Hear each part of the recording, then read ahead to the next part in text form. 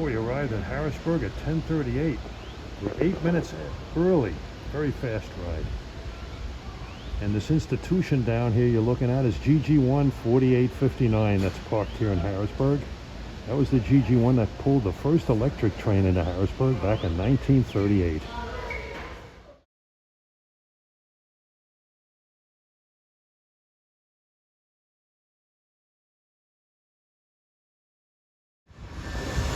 And an NS train coming by.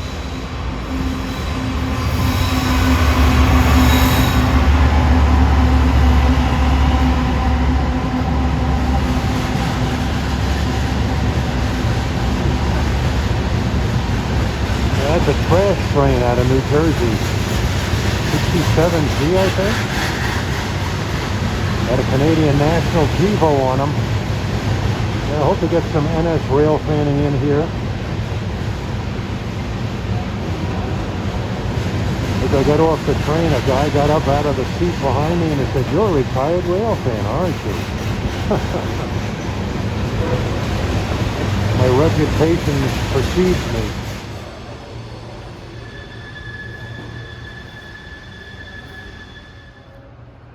Well, here we are inside the station building of the Harrisburg Transportation Center. This used to be an extremely important passenger station back in Penn's days. Back then, like the 1940s and 50s, most of their blue ribbon passenger fleet stopped here between late evening and early morning. Ticket office was open 24 hours a day. Here's the outside of the stately Harrisburg Transportation Center. One of the more beautiful train stations in the country. Still a fairly busy passenger station. Mostly Keystone trains to Philly and New York though, although there is the Pennsylvania each way from New York to Pittsburgh, and maybe we'll see both of those. Yeah, you can get a side glimpse of the famous GG1 here. You really can't get too close to it. They don't allow visitors on the platform. Yeah, right alongside the Amtrak station here is Norfolk Southern's Harrisburg line, the old Reading Company.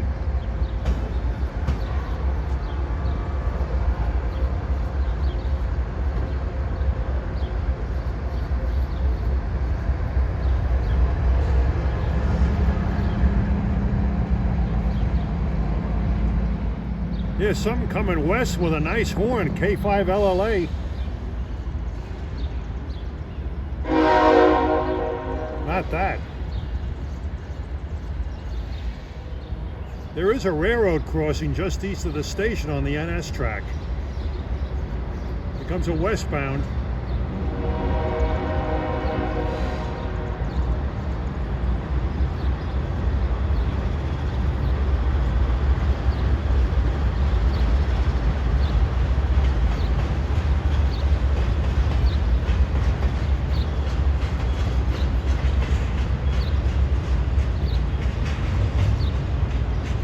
Like 23M from Elizabethport to Chicago.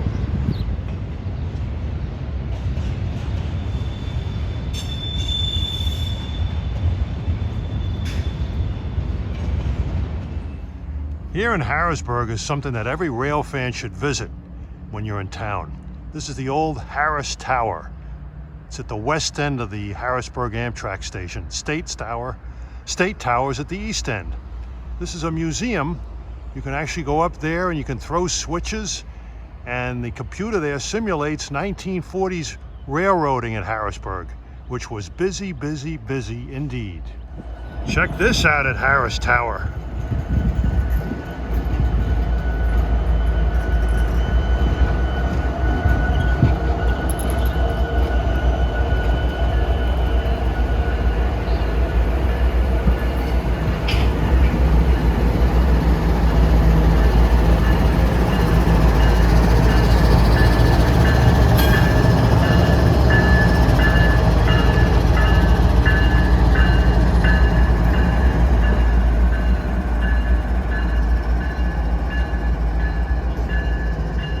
Federal Railroad Administration inspection vehicle.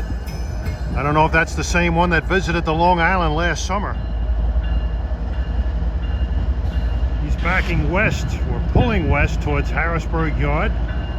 If you go in that direction, it takes you to the Pittsburgh line, which starts just a short ways down the track from here. Well, here, it's a great place to watch trains in Harrisburg, especially Norfolk Southern and some Amtrak moves. But here you get a good look at Harris Tower.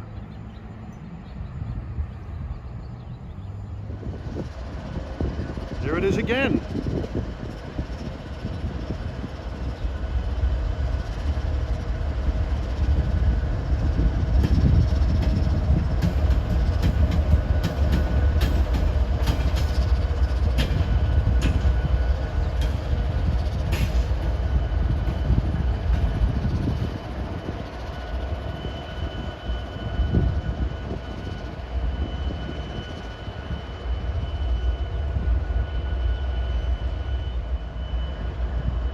My guess is he came up the Amtrak line from Philly. Now he's heading east on the NS Harrisburg line.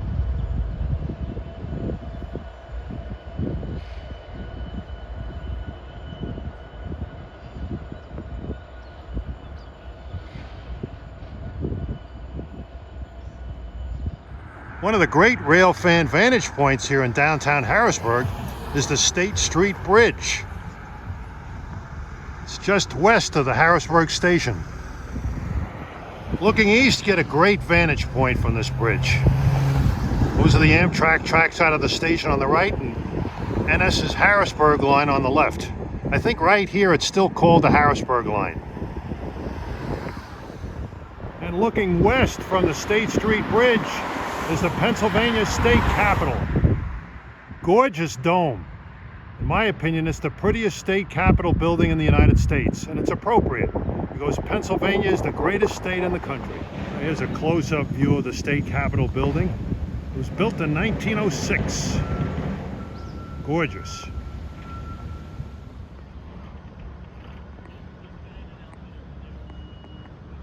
The seat of government in the state of Pennsylvania, actually the Commonwealth of Pennsylvania, let's be correct now. Governor Wolf's home. Well, here I am in the inside of the Capitol building in the rotunda, and boy, oh boy, what a magnificent sight this is.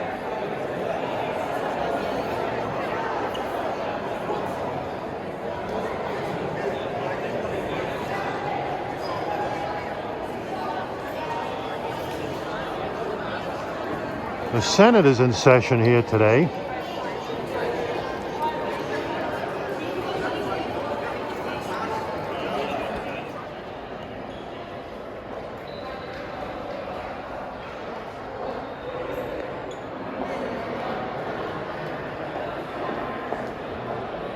Busy place.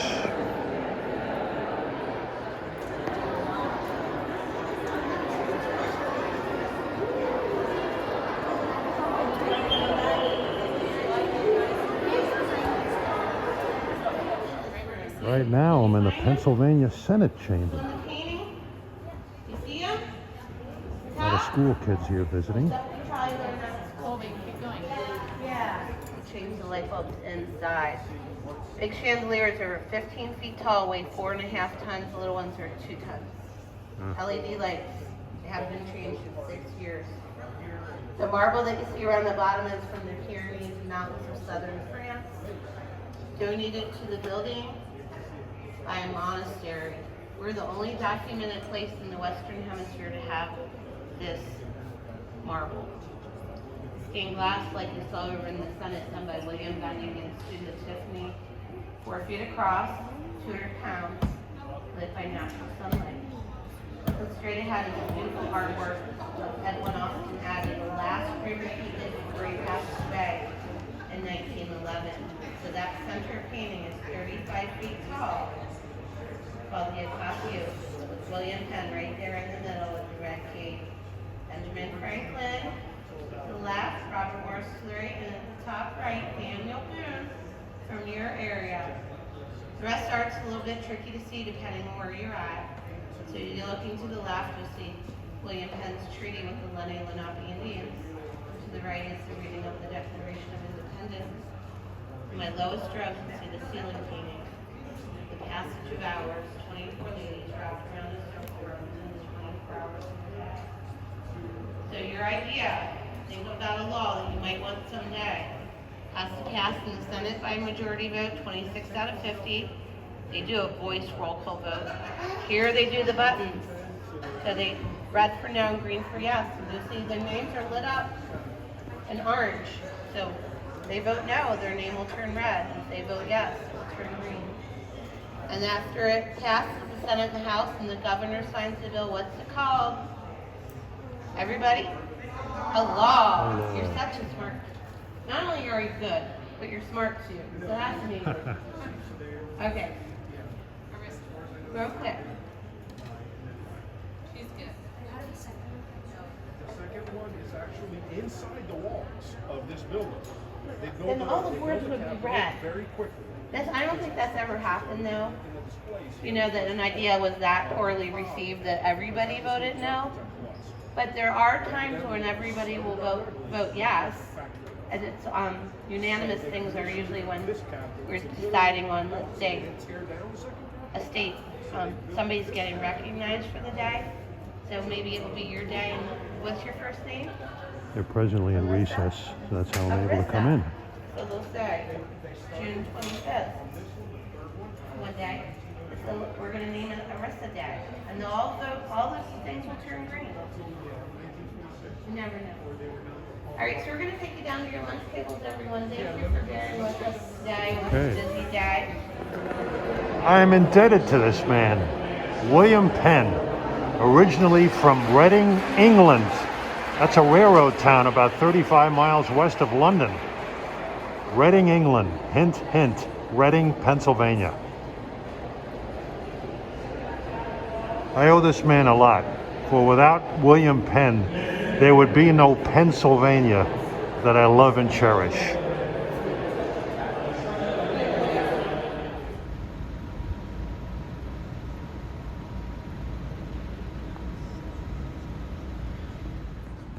Well, while I'm in town, I had to come to this place.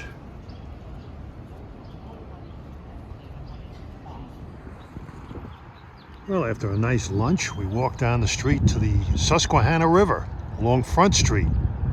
You're looking at the mighty Susquehanna River. River looks pretty placid right now. Pretty calm, pretty tame, but back in June of 1972, that wasn't the case. Tropical storm, or Hurricane Agnes, I think it weakened to a tropical storm when it got to Pennsylvania, just came and sat over Pennsylvania for a couple of weeks and flooded this river something awful. I mean, I saw pictures of trains in Harrisburg that were halfway submerged in water, halfway up the locomotive. It was really unbelievable. This whole area was underwater. It was a mess. That water had to collect somewhere, and it ran down the river from the high country and just overfilled its banks and then some.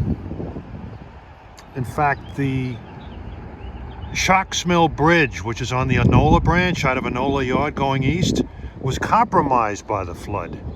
And as a result of that, at the time it was Penn Central, rerouted their freight trains into Harrisburg on the passenger main via Lancaster into Harrisburg.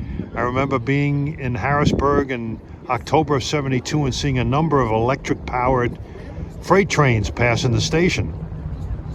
Now, they could only go so far in the station because the wire ended a little ways west of the station. So diesels coupled up to those freight trains and pulled them over the Rockville Bridge into Enola Yard. So railroad operations were disrupted mightily during that Agnes trauma. Front Street runs along the riverfront here, and there's some beautiful homes around here. So far, I'm enjoying my visit to Harrisburg, Pennsylvania quite a bit. It's got some beautiful areas.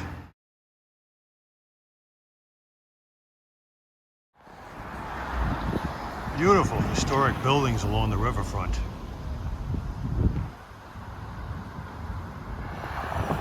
A lot of history in this town.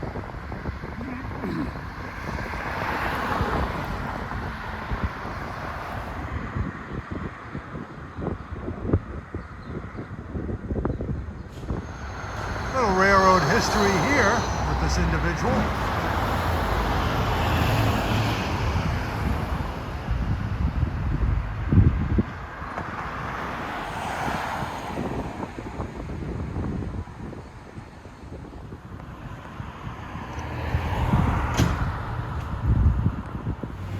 Looking east down State Street on the banks of the Susquehanna River. There's the Grand Dome of Harrisburg. We're at the corner of State and 2nd Street. I'm really impressed with the architecture in this city.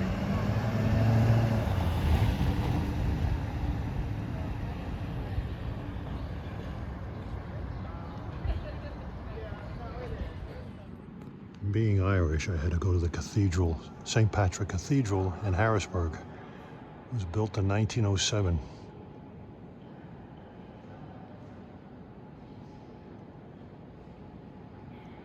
There's no shortage of inspiring buildings in this city.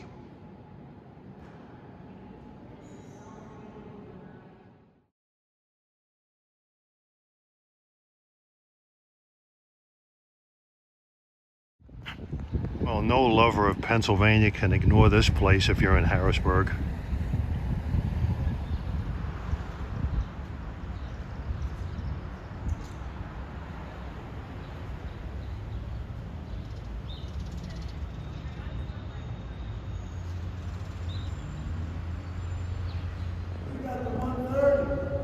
Well, inside the museum, the first floor, you're looking at a nice, huge statue of William Penn.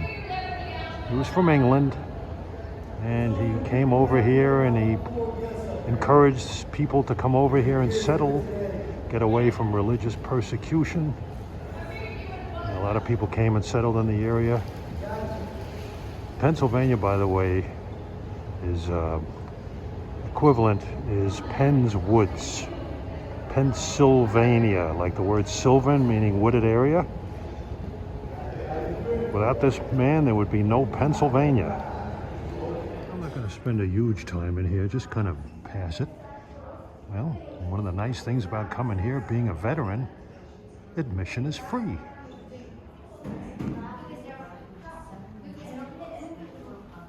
Archaeology, rocks and minerals, things like that.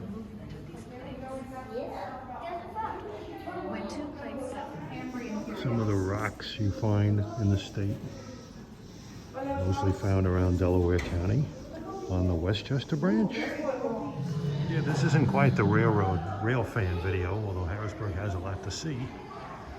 Try to get a good mixture of stuff to satisfy a lot of different appetites, whether you're into history, architecture, trains. Try to mix it in as best I can.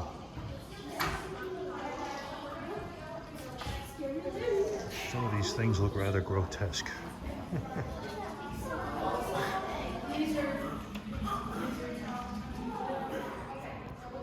Man, looks like a nasty son of a gun. I'd say it's a dimetrodon, but it doesn't have the sails on its back.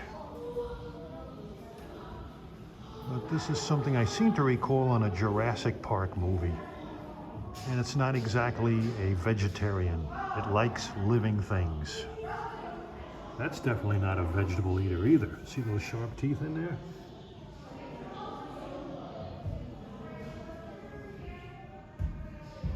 Acolophysis borii. I don't think Pennsylvania would have been a very nice place in dinosaur days. These are incredible.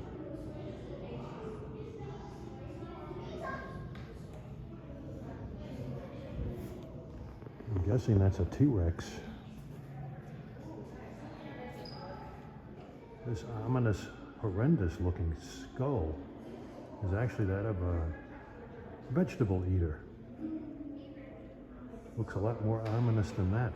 This is a Marshall's Creek Mastodon. Marshall's Creek is around the Delaware Water Gap. I'm glad those things aren't around today.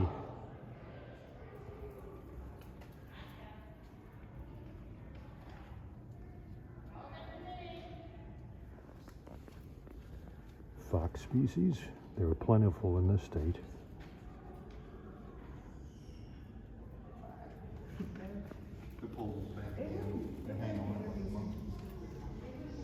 They can emit quite an odor.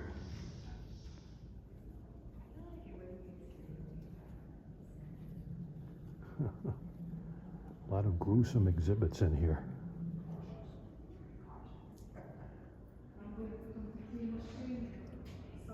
Looking at this reminds me of Abbott Costello Meet Frankenstein, where Lon Chaney turns into the Wolfman. And he says to Lou Costello, says, in a few more hours, the moon will rise and I'll turn into a wolf. So Costello says, you and 20 million other guys. These exhibits are incredible. It's a mountain lion.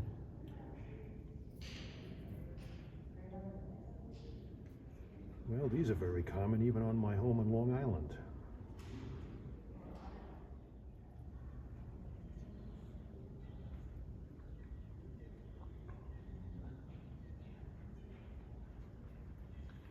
They look so lifelike.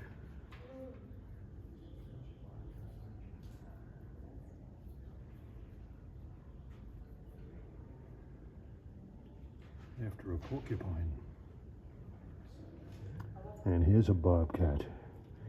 They look about as close to an ordinary house cat as any of these animals can be.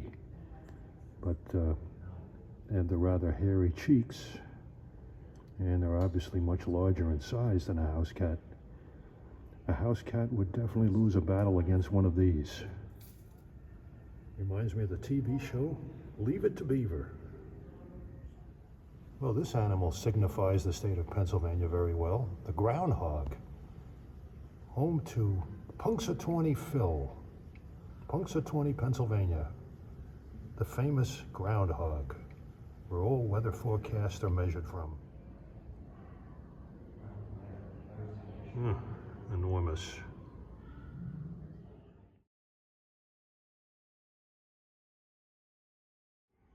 Yes, there are mountain lions in this state. Notice how the mountain lion, similarly to a house cat, sort of scrunches down, looking for his prey. And like even the house cats, they sort of zoom in on their prey and they get their hind legs and shake their rear ends and then jump. And that thing doesn't have a chance. The symbol of America, the bald eagle. I've never actually seen one close up. This is a red-tailed hawk. Believe it or not, you find a lot of those on the New Jersey Transit Gladstone branch. Hawks are vicious.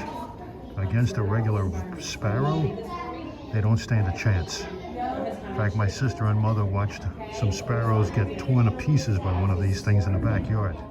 Here's a mock-up of the Allegheny Portage Railroad. I'll read you what it says here. In use from 1834 to 1857, was constructed by the Commonwealth of Pennsylvania to carry the boats of the Pennsylvania Canal across the Allegheny Mountains from Harrisburg to Johnstown. The canal boats were placed on rollers and with stout cables hoisted up the road's 10 planes, 5 on each slope, by stationary engines.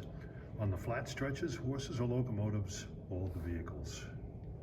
Here's a variety of motor vehicles from the old days.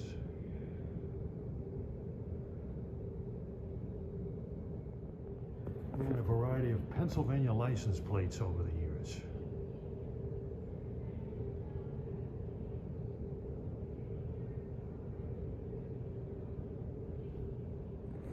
A Lycoming built airplane built in Williamsport, Pennsylvania. Looks sort of like a Piper Cub. What I didn't know was that the Piper Cub is Pennsylvania's official state aircraft. What I didn't know was that the Piper Cub is Pennsylvania's official aircraft. Pennsylvania Turnpike, America's first superhighway. Opened in 1940. Very narrow road at the time. Went through 7 tunnels along the way. Now it's cut down to 4.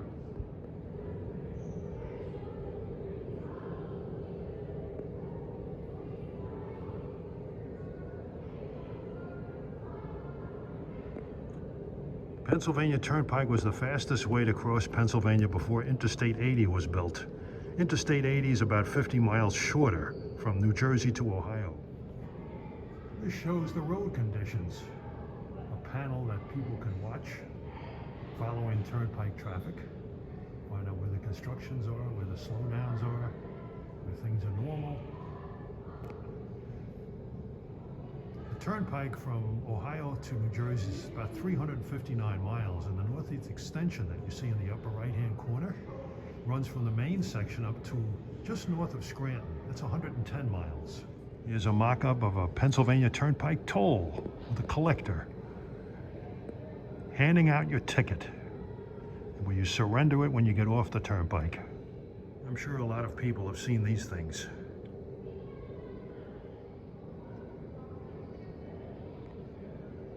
The world's greatest highway. At the time, it probably was.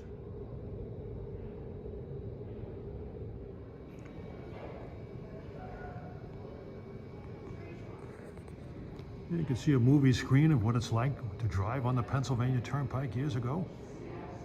I remember I was teasing my granddaughter. We were riding in the car, and a lot of the Pennsylvania Turnpike is loaded with curves. And around the Kittatinny Mountain and Blue Mountain tunnels, just before you get there, you go through a lot of curves. And I said to my granddaughter, I says, "This road has a lot of curves on it, doesn't it?" She says, "Yeah." I says, "How would you like me to give you $1 for every curve we negotiate in the next 10 miles? He says, "Yeah, sure." So as soon as we got out of the Blue Mountain Tunnel, we rounded a curve. He says, "Well, here's $1, and there's another curve, and there's another $1, and then 12 miles of straight road thereafter." My granddaughter was ready to kill me. You've seen these, and they're still around. Yeah, on the top left, Pennsylvania Turnpike starts at the Ohio border and goes in a southwesterly direction east of Pittsburgh. Goes down quite a ways until it gets around Somerset. You'll see there's tunnels. There's Laurel Hill Tunnel. There's Allegheny Tunnel. Laurel Hill is gone. Midway is a service plaza. Rays Hill Tunnel, that's gone. Sidling Hill Tunnel, that's still around. Tuscarora Mountain, I think that's gone. And you go further, got Kittatinny Mountain and Blue Mountain Tunnel. There's a stretch here around Breezewood. That part has been closed, and a bypass was built that eliminated the Rays Hill Tunnel. And I think well, nowadays it's a hiking trail, and you can walk through the tunnel on a hiking trail, the old Turnpike right-of-way. What's interesting to note is the Pennsylvania Turnpike was built on the right-of-way that was planned by Cornelius Vanderbilt for his South Pennsylvania Railroad, which he never built. He built that despite the Pennsylvania Railroad, who wanted to compete with the New York Central and New York State. So he said, "Well, you're not going to do that. I'm going to build my own railroad in Pennsylvania. What do you think of that?" And finally, a truce was reached, and he didn't build that railroad, and Pennsylvania Railroad relinquished the River Line, another trackage, to the New York Central. There's the man, William Penn. And his monument says, "This day my country was confirmed to me by the name of Pennsylvania, the name the king would give it in honor of my father." My God. Well, I believe, bless and make it the seed of a nation. Indeed, it has flourished since then. Thank you, Mr. Penn. I'm in luck. It's 2:35 p.m. I'm back at the State Street overpass west of Harrisburg Station, in time to catch the departure of Amtrak 43, Pennsylvanian en route from New York to Pittsburgh. Starting on his 240-mile journey to Pittsburgh from here, non-electrified territory. Looks like some kind of a heritage unit on him too. A 50th anniversary engine.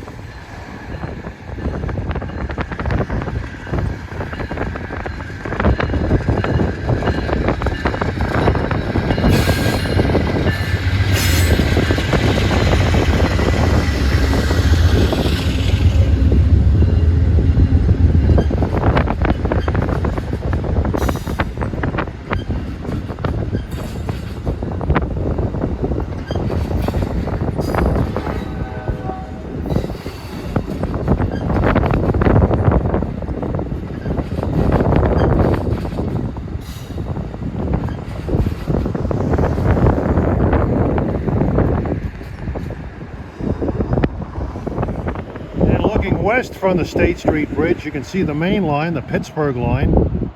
And to the right, you can see leads to Harrisburg Intermodal Terminal. Coming east, we have a light Norfolk Southern engine.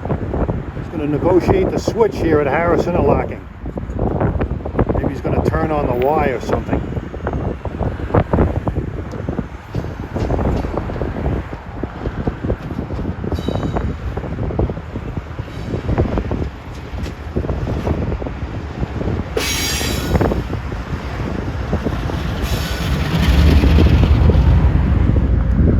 NS 44AC. Okay, we're at the east end of the station on the Mulberry Street overpass, looking west toward the station. Note the train shed. It's a very nostalgic building between the station building itself and the train shed. See ACS 654. He's going to go out on train 652 at 3:15, and then 645 will arrive at 3:25. Harrisburg years ago, especially in Pennsy days, saw tons of engine changes between steam and diesel to electrics, and mostly of those electrics were the stalwart Gallant GG1s. The Blue Ribbon fleet passed through here at night, and there were tons of trains each way. Nowadays, no more engine changes. It's all electric locomotive powered Keystones to Philadelphia. The only diesel powered train is the Pennsylvanian, and they changed locomotives in 30th Street Station, Philadelphia, not here. And we're at the east end of the Mulberry Street Bridge, standing over the NS Harrisburg line coming in on the right, comes down from Capital Interlocking. And here you see the Harrisburg station. Couple of ACS 64s, and there's even a P42 here, number 96. I've seen that on the Pennsylvanian before. And 3:15 departing Harrisburg. Train 652 bound for New York via Philadelphia. 6:45 should be arriving in a few minutes from New York.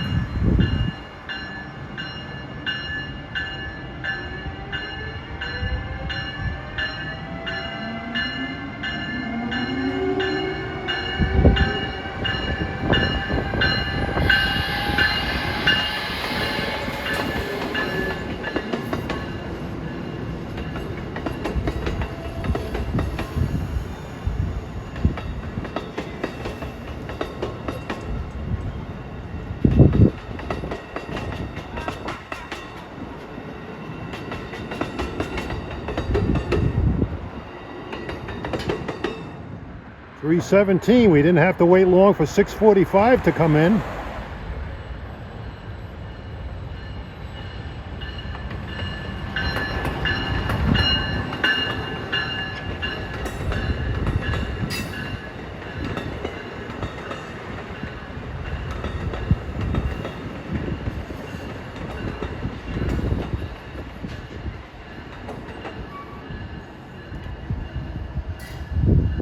He's about 8 minutes early. And we got the ACS 64 on the west end, which is good. That'll be 656's equipment, meaning that he'll be pulling us from Philadelphia to New York. My preferred method of train operation on the corridor. Well, my train back to New York leaves at 4:30. Train 654, actually, not 656. I don't know why I thought it was that. But it's a train that I've ridden many times going into New York. It gets to New York at 8:12 p.m. I must say it's been a most enjoyable visit to the capital city of Pennsylvania, Harrisburg.